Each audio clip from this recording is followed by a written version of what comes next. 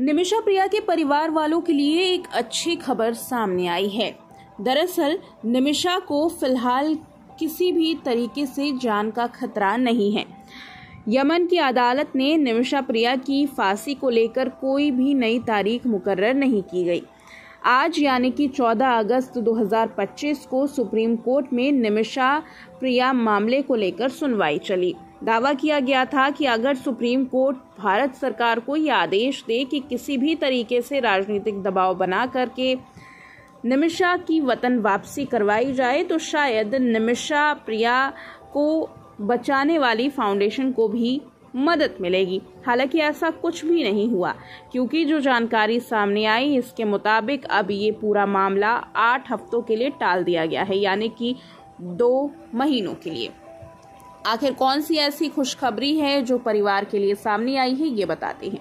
निमिषा प्रिया की जान को लेकर तत्काल कोई खतरा नहीं है, यानी कि फांसी की अगली तारीख मुकर्रर नहीं की गई। इसका मतलब ये है कि निमिषा प्रिया को बचाने के लिए अभी वक्त है और दावा किया गया है कि आगे आने वाले वक्त में हो सकता है कि मामला पूरी तरीके से ठीक हो सके। गुरुवार को निमिषा प्रिया के बारे में माननीय उच्चतम न्यायालय को जानकारी दी गई। निमिषा की मदद कर रही संस्था के वकील ने मामले को स्थगित करने की मांग की है। फिलहाल अदालत की सुनवाई अब 8 हफ्तों के लिए टाल दी गई है। यमन की अदालत ने निमिषा की सजाए मौत देने के लिए 16 जुलाई की तारीख मुकर्रर की थी। हालांकि ऐन वक्त पर सजा को टाल दिया गया।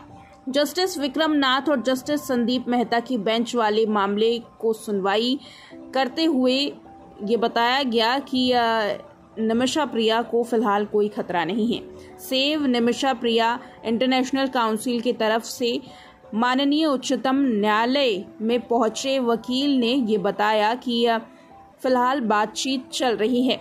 वकील ने मामले को स्थगित करने की मांग भी की। कोर्ट को बताया गया कि फिलहाल कोई खतरा नहीं है, कृपया इस मामले को 4 सप्ताह के लिए स्थगित कर दिया जाए। उम्मीद है तब तक सब कुछ ठीक हो जाएगा। हालांकि कोर्ट ने इस मामले को 8 सप्ताह के लिए स्थगित कर दिया है। याचिकाकर्ता ने ये बताया कि कुछ अर्जेंट होता है तो हम इस मामले को अदालत में पेश करेंगे। याचिकाकर्ता के वकील की ओर से कोर्ट में ये स्टेटमेंट दी गई कि अगर कोई आपातकालीन स्थिति आती है तो सुप्रीम कोर्ट का दरवाज़ा एक बार फिर से खटखटाया जा सकता है। बीते महीने अदालत को जानकारी दी गई थी कि निमिषा की सजाए मौत को फिलहाल टाल दिया गया है। 18 जुलाई को केंद्र सरकार की रिपोर्ट भी सामने आई थी। केंद्र सरकार ने भी कोर्ट में बताया था कि निमिषा को बचाने के लिए सरकार पूरी कोशिश कर रही है। केरल के पलक्कड़ जिले के रहने वाली नर्स को जुलाई 2017 में यमनी नागरिक की जान लेने के मामले में दोषी ठहराया गया, जिसकी वजह से 16 जुलाई को सजाए मौत दी जाने वाली थी। हालांकि भारत के अधिकारियों के हस्तक्षेप के बाद इस सजा को ऐन वक्त पर स्थगित कर दिया गया। फिलहाल कोई भी दूसरी तारीख तय नहीं की गई है।